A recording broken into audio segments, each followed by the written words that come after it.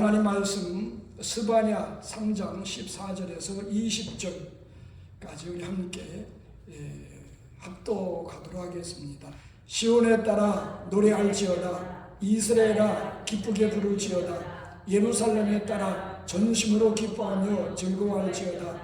여호와가 내 흉보를 제거하였고 내 원수를 쫓아냈으며 이스라엘 왕 여호와가 내 가운데 계시니 내가 다시는 화를 당하지 두려워하지 아니할 것이다. 그 날에 사람이 예루살렘에 이르기를 두려워하지 말라. 시온아 내 손을 늘어뜨리지 말라. 너희 하나님 여호와가 너희 가운데에 계시니 그는 구원을 베푸실 전능자이시라.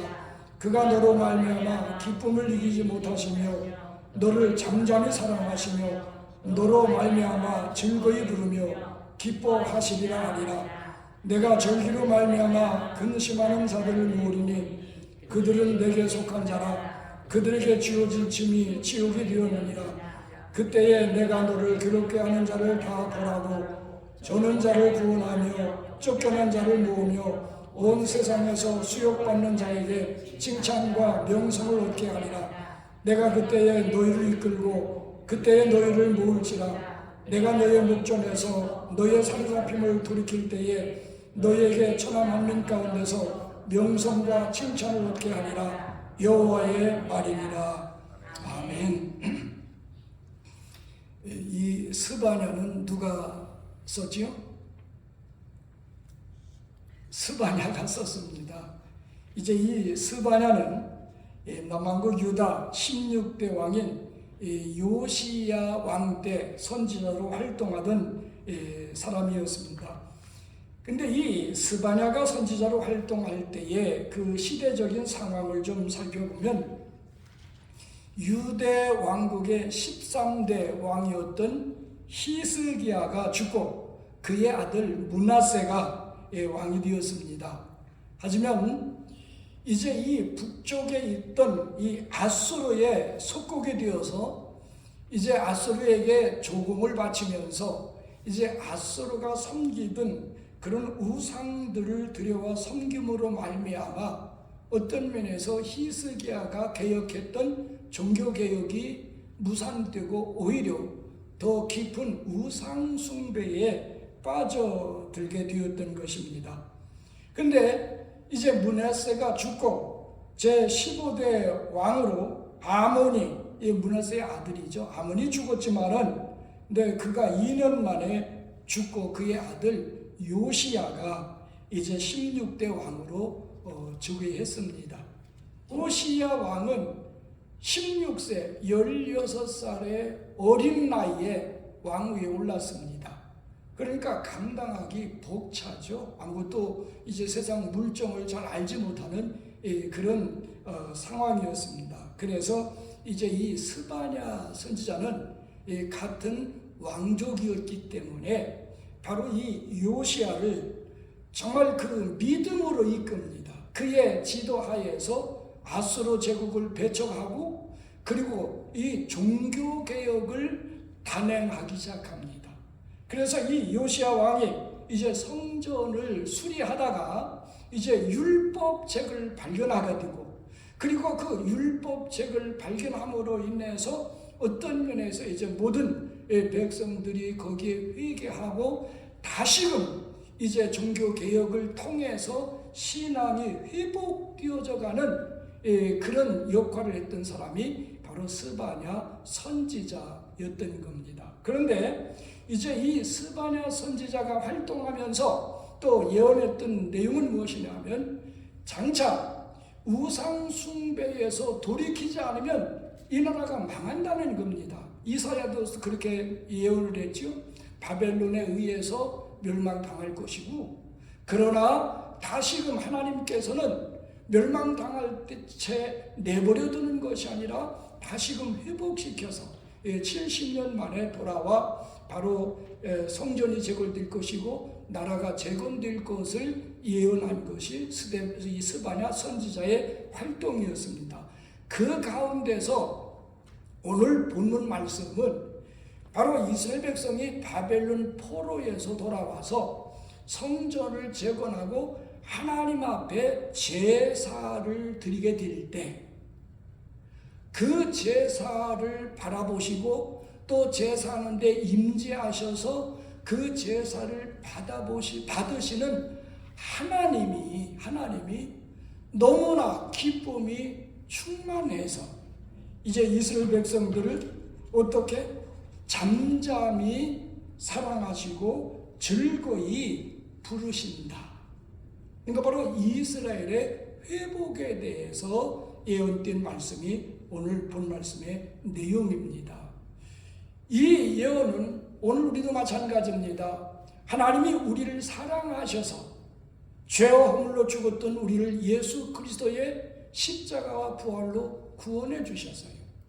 구원받은 우리가 한자리에 모여서 예배 드릴 때 그 예배를 받으시기 위해 이 자리에 임재하신 하나님이 그만큼 기뻐하실 수 있어야 된다고 하는 겁니다.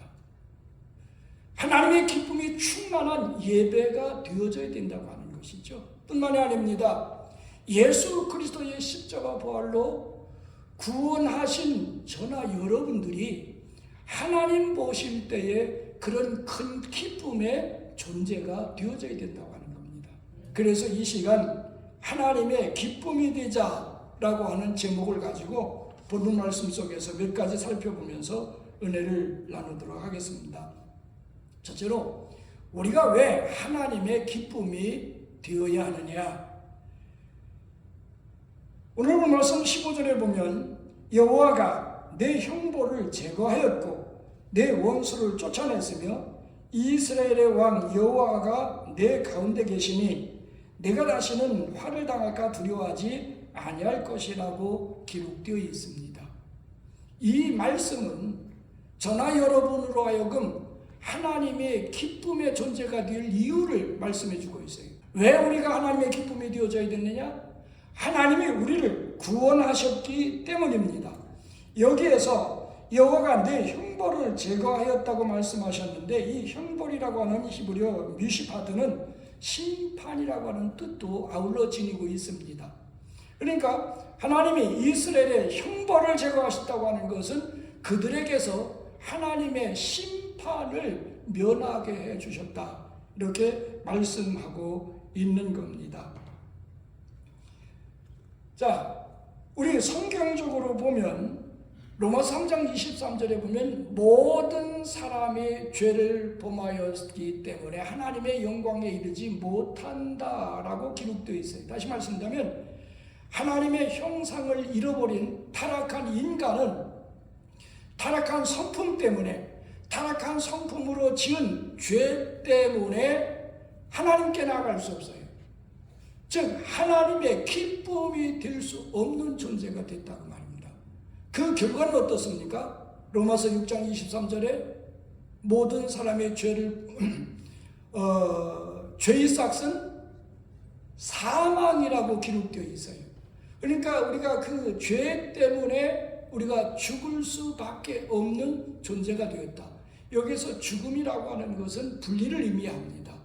바로 아담과 하와가 선악과를 따먹은 죄 때문에 에덴 동산에서 쫓겨났어요. 하나님과의 분리된 겁니다. 영적인 죽음입니다. 그 다음에 그렇게만 영적으로만 죽었느냐? 아니에요. 아담이 나중에 육체적인 생명도 죽었어요. 그건 육체적인 죽음을 의미합니다. 그러니까 이렇게 죽을 수밖에 없는 것, 하나님과 분리되고 우리 육체도 육체와 영혼이 분리되는 그 죽음은 죄의 결과입니다.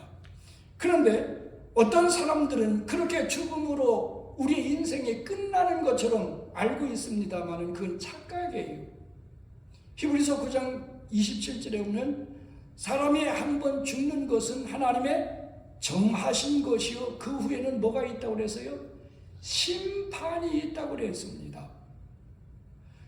그 심판은 오늘 본 말씀에서 하나님이 사랑하는 하나님이 구원하신 백성에게는 그 심판을 면하게 해주겠다고 말씀하신 것인데 요한계시록 21장 8절에 보면 거기에 보면 여러 가지 죄악들이 열거되어 있습니다. 하나님을 믿지 않고 우상 숭배하고 모든 거짓말하는 사람들은 불과 이왕에 타는 못, 그것이 어디입니까? 지옥이죠.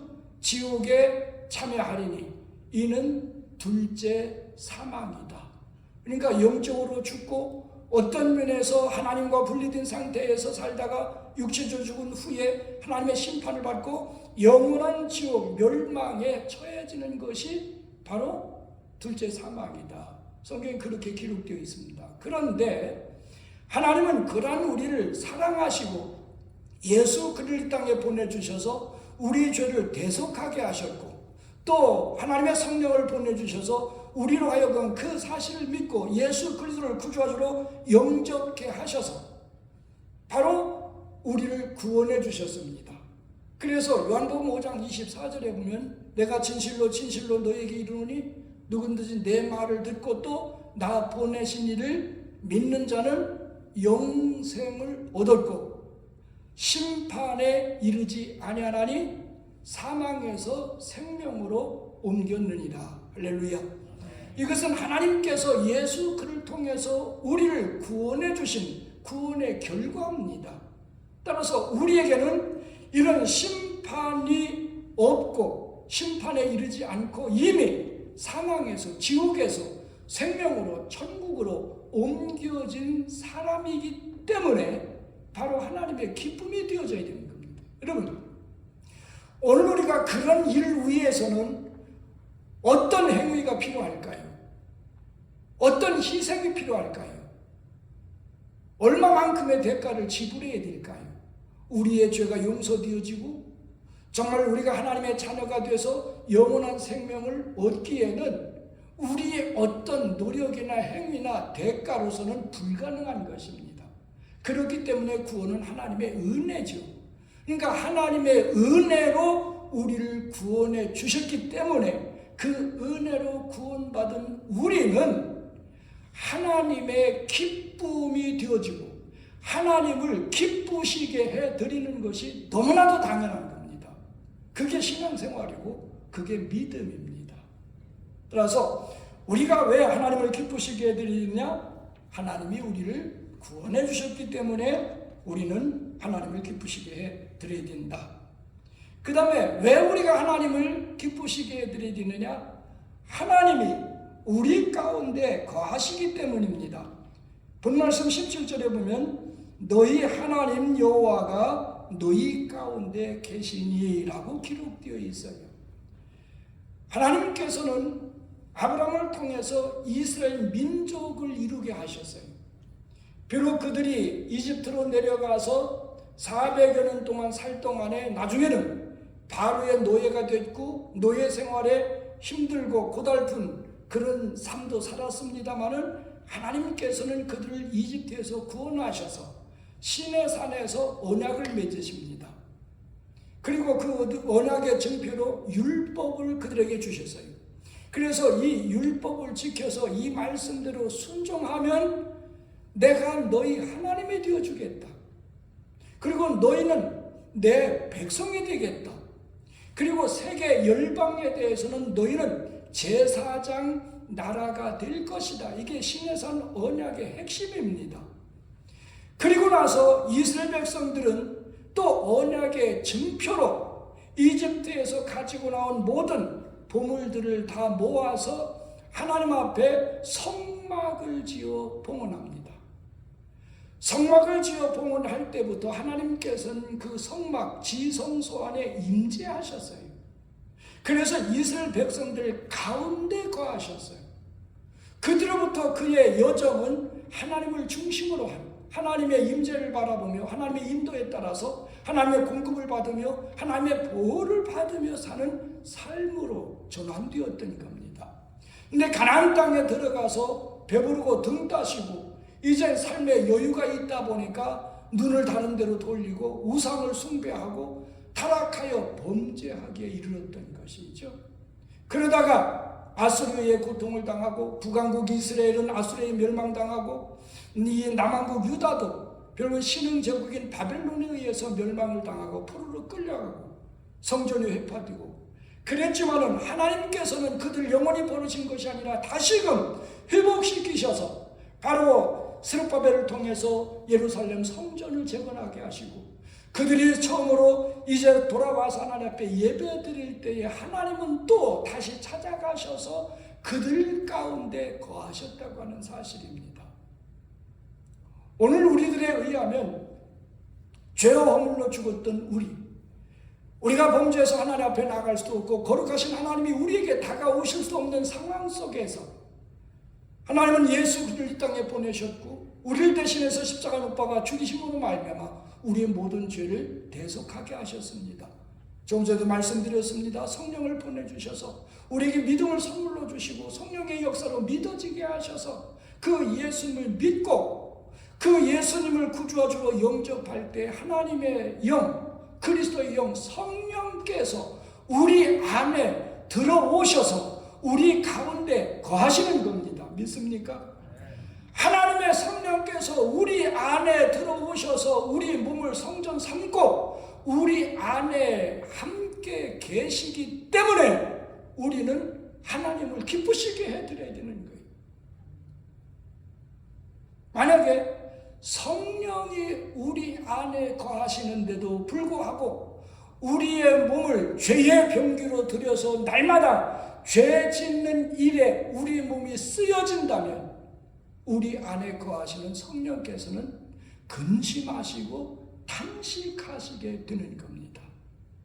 따라서 창세기 6장에 기록된 노아 홍수 때의 그 시대의 사람들처럼 우리는 하나님의 근심덩어리에 하나님을 한탄케 하는 대상이 되어지는 것이 아니라 바로 하나님의 성령이 우리 안에 거하심으로 말미암아 우리는 성령의 충만함 속에서 이제는 하나님을 기쁘시게 해드리는 존재, 그리고 정말 내 속에서부터 성령을 모시고 성령을 느끼며 성령의 감동하심에 민감하게 반응하고 그 말씀대로 순종하는 그 신앙과 삶을 통해서 하나님을 기쁘시게 해드립니다. 사울 왕이 범죄했을 때 사무엘이 뭐라고 말합니까? 하나님이 기뻐하시는 것은 이 제사 드리는 제물이 아니라 뭐라고 그랬어요? 하나님 말씀에 순종하는 것을 더 기뻐하신다. 그러니까 우리가 하나님을 기쁘시게 해드린 것은 하나님의 성령이 우리 안에 계시기 때문이고 그 성령의 감동하심에 순종할 때 우리는 하나님을 기쁘시게 해드릴 수 있는 것입니다. 뿐만 아니라 바로 하나님이 우리를 사랑하시기 때문에 우리는 하나님을 기쁘시게 드려야 되는 겁니다. 17절 말씀, 그가 너를 잠잠히 사랑하신다. 여기에 잠잠히 사랑이라고 하는 이 말의 뜻은 어떤 면에서 새긴다 아니면 어떤 것을 간다 하는 그런 의미가 있습니다. 물론 안식한다고 하는 의미도 있습니다. 그래서 어떤 성경에서는 하나님이 우리를 사랑하시는 그 사랑 안에서 안식하신다. 다시 말씀드리면 하나님은 우리를 사랑하시는 그 사랑으로 기뻐하셔요. 하나님이 6일 동안 천지 만물을 창조하시고 7째 날 안식하셨던 것처럼 그만큼 하나님이 우리를 사랑하셔서 사랑하고 계시기 때문에 그 사랑을 받는 우리는 하나님을 기쁘시게 해드리는 것이 너무나도 당연한 겁니다. 여러분 자녀들 가운데 그렇죠? 요즘에는 자녀들이 하나나 이제 둘입니다만은 이 자녀들 가운데도 어떤 자녀는 부모의 기쁨이 되어지는 자녀가 있어요. 말 한마디를 해도 예쁘게 말해서 부모에게 기쁨을 주는, 웃음을 안겨다 주는 그런 자식이 있는가 하면 어떤 자식은 존재 자체가 그저 근심거리고 어떤 면에서 슬픔거리고 걱정거리인 그런 자식들도 있습니다. 그렇죠? 여러분 가정에는 그런 자녀가 없을 줄 압니다만은 주변에는 그런 자녀들로 인해서 속썩고 있는 사람들이 참 많아요. 마찬가지입니다. 오늘 우리의 존재 자체가 우리의 인생과 살아가는 신앙생활이 우리를 사랑하신 하나님께 기쁨 덩어리도 될 수 있는가 하면 하나님 보실 때 근심거리, 단식거리, 후회거리가 될 수도 있다고 하는 겁니다. 그러나 하나님이 이처럼 사랑하사 어떻게? 얼마만큼? 독생자 하나밖에 없는 아들을 이 땅에 보내주셔서 저나 여러분을 대신해서 십자가에 못 박아 죽이시기까지 사랑하신 그 사랑이 우리 가운데 임했기 때문에 그 사랑을 받은 우리는 하나님을 기쁘시게 해 드려야 된다 하는 것입니다. 여러분, 그 사랑 때문에 구원받아 하나님의 자녀가 됐습니다. 따라서 이제부터 하나님을 기쁘시게 해 드리는 존재, 그런 신앙, 그런 삶이 되어지기를 주님의 이름으로 축원드립니다. 그렇다면 두 번째는, 그렇다면 우리가 어떻게 하면 하나님을 기쁘시게 해 드릴 수 있을까? 하나님의 기쁨이 되는 방법은 16절에 보면 그날에 사람이 예루살렘에 이르기를 두려워하지 말라, 시온에 내 손을 늘어뜨리지 말라고 기록되어 있습니다. 이는 우리가 하나님을 기쁘시게 해드리는 비결을 말씀해주고 있는 겁니다. 여기 보면 우리가 하나님의 기쁨이 되기 위해서는, 하나님을 기쁘시게 해드리기 위해서는 우리에게 있는 모든 죄를 제거해야만 됩니다. 다시 말씀드리면 본문 속에는 그 날에 예루살렘에 이르기를 두려워하지 말라고 그랬어요. 근데 여기에 두려워하지 말라고 하는 이 히브리어 야레는 무서워하다, 때로는 이 경외하다, 하나님을 경외하다라고 하는 의미로도 쓰여졌습니다만은 대개는 공포 가운데 두려워하고 무서워하는 그 의미로서 쓰여졌어요. 그러니까 여기에 두려워하지 말라고 하는 것은, 이 두려움이라고 하는 것은 죄의 결과를 말해주고 있습니다. 여러분, 창세기 3장에 보면 아담과 하와가 선악과를 따먹고 범죄했을 때 어떻게 했습니까? 나무 사이에 숨었습니다. 왜 그렇습니까? 벗었음을 알고 누가 두려웠어요? 하나님이 두려워서 하나님의 낯을 피해서 숨었던 겁니다. 그건 죄의 결과입니다. 따라서 오늘 우리가 하나님을 기쁘시게 드리기 위해서는 우리의 마음속에 깊이 뿌리를 내리고 있는 모든 죄가 제거됨으로 말미암아 우리의 마음속에 잔재해 있는 두려움과 무서움, 하나님과의 관계에서 방해가 되어지는 모든 것들이 제거될 때 비로소 하나님을 기쁘시게 해드릴 수 있어요. 여러분, 경험이 있으신지 모르겠습니다만은 어렸을 때 부모님에게 이제 이 거짓말을 했다든지 부모님에게 잘못을 범했을 때 부모님이 오셔서 아무 말씀도 안 하시지만은 아버지나 어머니에게 가까이 다가서기가 쉽습니까? 전처럼 행동하기가 쉽습니까? 아니, 뭔가 서먹서하고 야단칠까봐 두려운 마음, 그 두려운 마음 속에서는 어머니, 아버지, 부모님께 기쁘시게 해드릴 수가 없는 거예요. 그러니까 그 문제가 해결되어야만이 부모님의 기쁨이 될 수 있는 것처럼, 오늘 우리가 하나님께서 보실 때에 어떤 면에서 한탄하시고 후회하시고 근심하실 수밖에 없는 죄악이 우리의 마음속에 삶의 현장에서 제거될 때 바로 하나님을 기쁘시게 해드릴 수 있습니다. 그러니까 우리의 신앙생활은 뭐냐 하면요, 내 자신과의 싸움입니다. 우리가 성경에 보면 신앙생활을 영적인 싸움으로 이제 묘사되죠. 왜 그렇습니까? 우리 싸움의 대상인 바로 내 자신이에요. 내 자신 속에 있는 부패성, 끊어버리지 못한 죄악들, 어떤 잘못된 습관들, 그리고 죄입니다. 그 다음에 이 죄를 짓게 하는 마귀입니다. 이것과 싸우는 것이 신앙생활이에요. 그러니까 우리가 싸워서 이기고 우리의 모든 죄를 제거할 때 바로 하나님을 기쁘시게 될 수 있는 겁니다. 뿐만 아니라 정말 우리가 능력 있는 삶을 살아야 됩니다. 오늘 본 말씀 보면 시온아 내 손을 늘어뜨리지 말라고 기록되어 있어요. 손을 늘어뜨린다고 하는 의미는 뭡니까? 우리가 예를 들어보면 이제 우리 한국에는 뭡니까? 대학 그 예비고사도 있고 요즘에 그 입시가 있는지 모르겠습니다만은 그 사랑하는 자녀가 대학에 시험을 보러 갔다고 가정해 보십시다.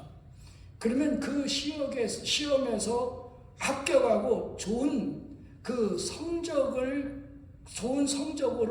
합격했다면 그 자녀는 어떻습니까? 집에 들어올 때 그냥 돌아오지 않습니다. 참 멀리서부터 아버지, 엄마 그렇게 부르면서 달려들죠. 제 외손주가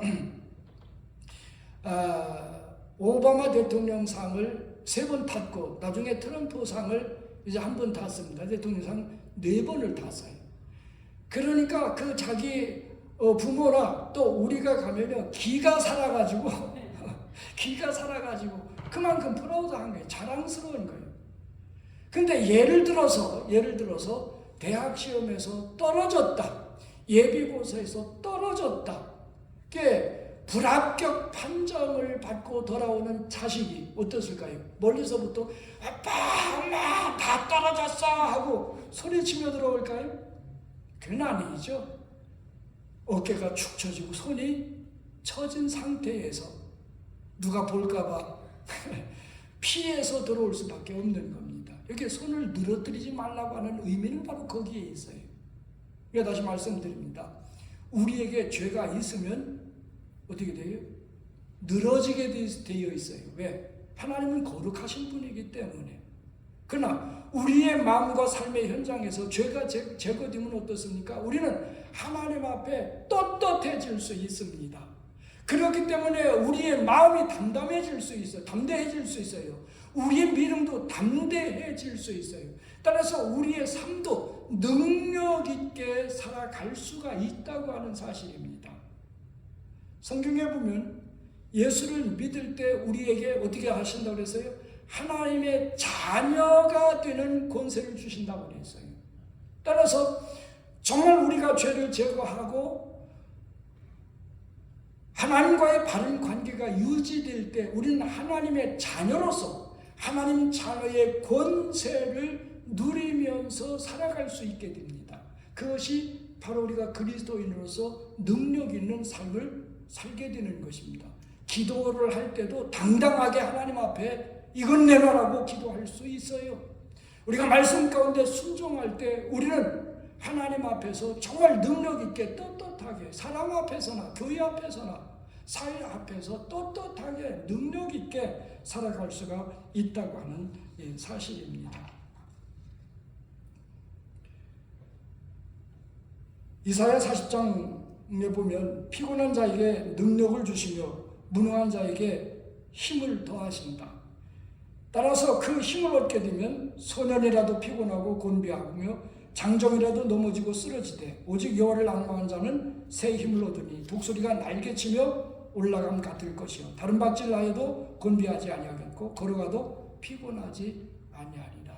이게 능력 있는 삶입니다. 따라서 이미 예수 믿고 구원받아 하나님의 성령이 여러분 안에 거하시기 때문에 여러분 삶의 현장에 있는 모든 죄가 제거되면 성령의 역사하심 가운데 능력 있게 살아가게 될 줄 믿습니다. 그건 능력자가 되어지는 거예요. 그런 능력 있는 삶을 통해서 하나님을 기쁘시게 해드리는 여러분이 되어지기를 주님의 이름으로 축원드립니다. 그 다음에 하나님을 기쁘시게 해드리면 정말 사랑스러운 모습을 갖춰야 돼요. 17절에 보면 그는 구원을 베푸실 전능자이시라 그가 너로 말미암아 기쁨을 이기지 못한다고 기록되어 있습니다. 그러니까 하나님께서 바벨론 포로에서 돌아오게 하시고 돌아온 백성들이 성전을 재건하고 하나님께 제사하는 모습을 볼 때 하나님은 너무 기쁘신 거예요. 왜? 그들의 모습이 사랑스럽기 때문에. 오늘 우리가 예수 믿고 구원받아 하나님의 자녀가 됐습니다.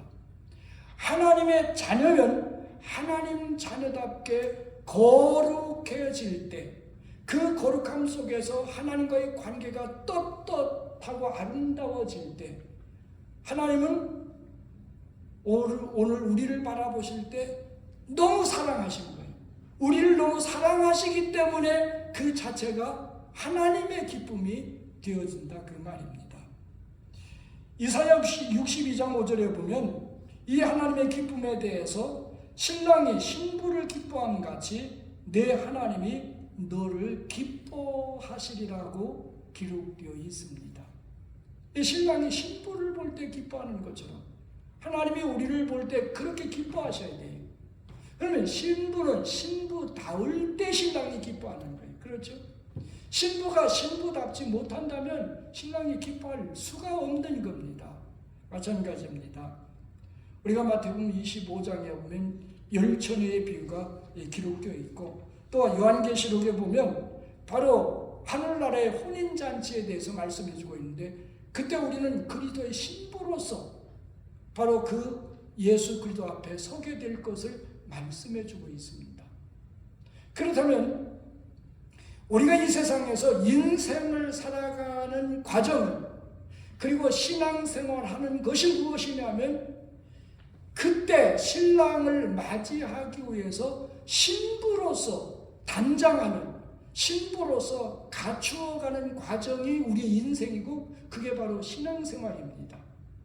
따라서 우리가 그리스도의 신부로서 단장하고 가꾸고 정말 아름답게 꾸며나가면 영적으로 성장하고 하나님의 성품을 닮아가고 성령으로 충만해져 가면 그걸 하나님은 기뻐하시는 거예요. 성령으로 충만해진 모습 볼 때 하나님은 기뻐하셔요. 그리고 영적으로 성숙된 모습을 볼 때 하나님은 기뻐하셔요. 하나님의 성품, 우리 육체의 타락한 성품 대신 하나님의 성품을 한 가지 한 가지 이루어갈 때 하나님의 형상대로 지어진 사람을 볼 때 심히 기뻐하셨을 때 그 기뻐하시는 것처럼 하나님의 형상을 회복한 우리를 볼 때 하나님은 그렇게 기뻐하신다, 그 말입니다.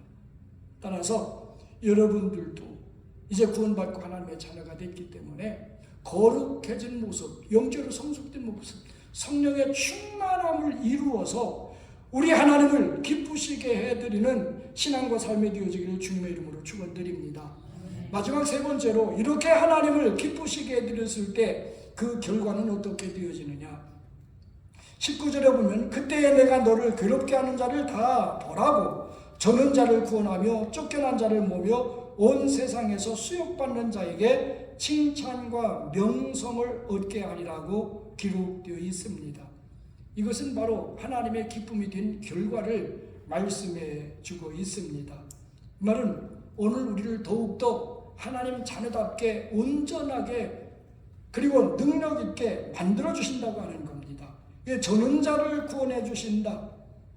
어떤 면에서 상처를 받고 쩔뚝거리는 사람을 온전케 하신다. 즉 이스라엘 백성들이 우상 숭배하다 바벨론에 멸망당했어요. 포로로 끌려갔어요. 그 하나님 보시기에 얼마나 안타까운 모습이었습니까? 그러나 하나님은 그들을 다시 회복시켜 주시겠다고 하는 약속이에요. 온전하게 만들어주게, 하나님의 백성으로 온전하게 만들어 주시겠다고 하는 약속입니다. 오늘도 그렇습니다. 우리가 날마다 하나님을 기쁘시게 해드리고 우리의 존재 자체가 하나님의 기쁨이 되어지면 하나님은 그 기쁨으로 더 충만해지기 위해서 우리에게 더 큰 믿음을 주시고 우리에게 더 큰 능력을 주시고 우리에게 더 많은 은혜를 내려주시게 되어 있습니다. 바로 이러한 하나님의 은혜 가운데 하나님을 기쁘시게 해드림으로 말미암아 우리가 좀 더 온전해지고 더 성숙해지고 더 거룩해지고 더 성령으로 충만해져 나갈 수 있기를 주님의 이름으로 축원드립니다. 뿐만 아니라 우리의 삶에 하나님의 축복이 임하게 되는 겁니다. 스바냐 2장 7절에 보면 그 지경은 유다족 속의 남은 자에게로 돌아갈지라 그들이 거기에서 양떼를 먹이고 저녁에는 아스글론 집들의 누우리니 이는 그들의 하나님 여호와가 그들을 보살피사 그들이 사로잡힘을 돌이킬 것이라. 그러니까 포로에서 돌아온 이후에 바로 그런 축복이 주어질 것을 예언했던 겁니다. 바로 하나님의 회복은 우리로 하여금 하나님의 자녀로서의 인격과 신앙과 삶의 그 회복인 거예요.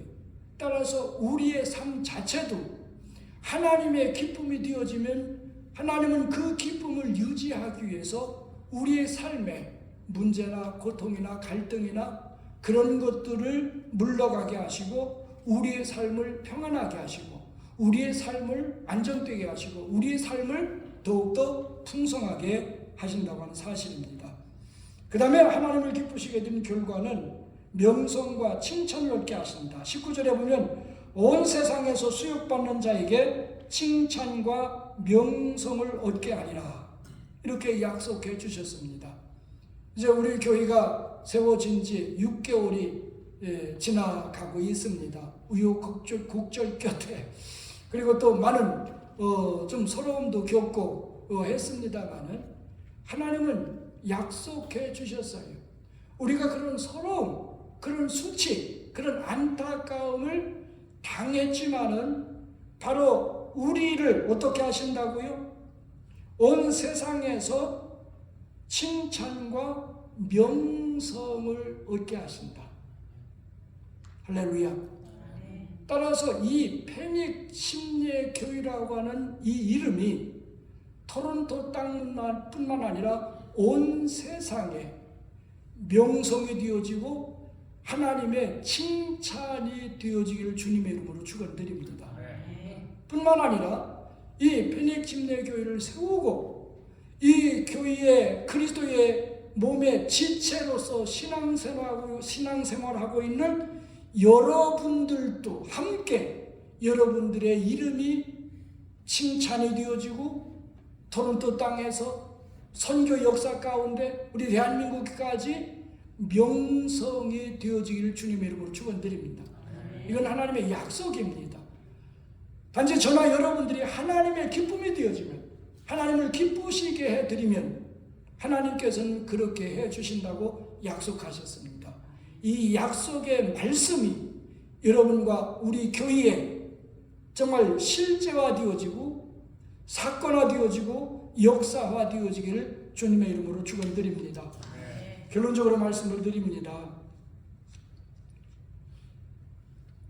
조금 전에도 해산에 대해서 말씀드렸습니다마는 건강하게 태어난 아기는 그 엄마로 하여금 해산에 조금 전까지 겪었던 그 엄청난 고통도 잊어버리고 그 엄마의 기쁨과 만족과 행복을 안겨다 주게 되어 있습니다.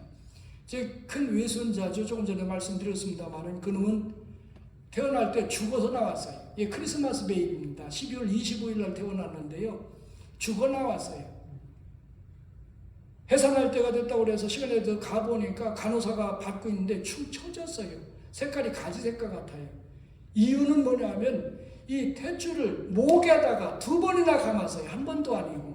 근데 담당 의사가 그것들 몰랐던 겁니다. 상황이 그 지경 되니까 우리를 내쫓더라고요. 그래서 소라하고 제안하고 셋이서 거기에서 이제 떨어진 그 대기룸이죠. 웨이팅룸에서 그와 같은 상황 속에서 기도 안 할 수가 없죠. 간절히 기도했는데 제 아내의 귀에 울음소리가 들리더라는 거예요. 근데 울음소리가 들릴 거리가 아니에요. 멀리 떨어졌기 때문에. 그래서 가보니까 아기가 살아난 겁니다. 그러니까 더 귀엽더라고요. 그처럼 어떤 면에서는 죽어서 났든지 아니면 온전치 못했을 때는 그 아기를 낳은 부모에게 뭐가 돼요? 근심거리가 되어지고 한탄거리가 되어지고 오히려 짐이 되어지는 거예요. 그러나 그 아이가 건강하게 자랄 때 자라면서 젖 먹고 울고 그 다음에 옹알이하고 또 아장아장 걷기 시작하고 자라나면서 이쁜 짓을 하다 보면 그것이 부모의 기쁨이 되어져요. 행복이 되어져요. 만족이 되어져요. 그렇죠? 마찬가지입니다. 우리가 예수 믿고 구원받았을 때는 금방 태어난 아이와 같이 아무것도 모르는 그런 상태이죠. 그러나 신앙의 연륜에 따라서 우리가 영적으로 성장하다 보면 우리는 어떻게 돼요? 우리가 옹알이를 통해서 하나님을 기쁘시게 해드려야 돼요. 우리가 교회 출석을 잘하면서 하나님의 기쁨이 되어지고 교회 일에 할 일을 찾아서 봉사함으로 말미암아 하나님의 기쁨이 되어져야 되는 거예요. 그러니까 그런 일들을 통해서 하나님을 기쁘시게 해드릴 때 하나님께서는 우리로 하여금 어떻게 하신다고요? 바로 우리를 온전케 하시고 우리의 생활을 축복하시고 우리에게 명성과 칭찬을 얻게 하신다고 말씀해 주셨습니다. 이제 여러분의 신앙의 연륜이 얼마 됐든지 간에 영적으로는 금방 태어난 갓난 아이처럼 될 수 있어요. 그리고 이제 옹알이를 하거나 이제 걷기 시작하거나 아니면 어떤 사람은 성장해서 이제 부모에게 기쁨이 되어지고 부모의 근심거리를 이제 덜어주고 부모를 위해서 오히려 효도하는 것처럼 이제는 교회에서 할 일을 찾아 봉사하고 사회에서나 복음을 증거하고 어떤 면에서 하나님의 뜻을 분별해서 이제는 하나님을 기쁘시게 해드리는 일만 골라서 하는 성들도 있어요. 그건 영적인 수준에 따라 다 달릅습니다. 어찌 됐든지 간에 하나님이 기뻐하시는 것은 그저 수십 년 예수 믿었는데도 그냥 누워서 옹알이만 하고 있는 거 그거 별로 하나님이 기뻐하시잖아요. 이제는 성장해서 어때요? 부모에게 효도하듯이 하나님이 가장 기뻐하시는 복음을 전해서 다른 사람도 예수 믿고 구원받도록 만드는 그 일에 여러분들이 헌신하고 쓰여질 때 하나님은 기뻐하시는 겁니다. 어떤 형태로든지 하나님을 기쁘시게 해드려서 하나님의 기쁨의 존재가 되어지는 여러분들이 되어지기를 주님의 이름으로 축원드립니다.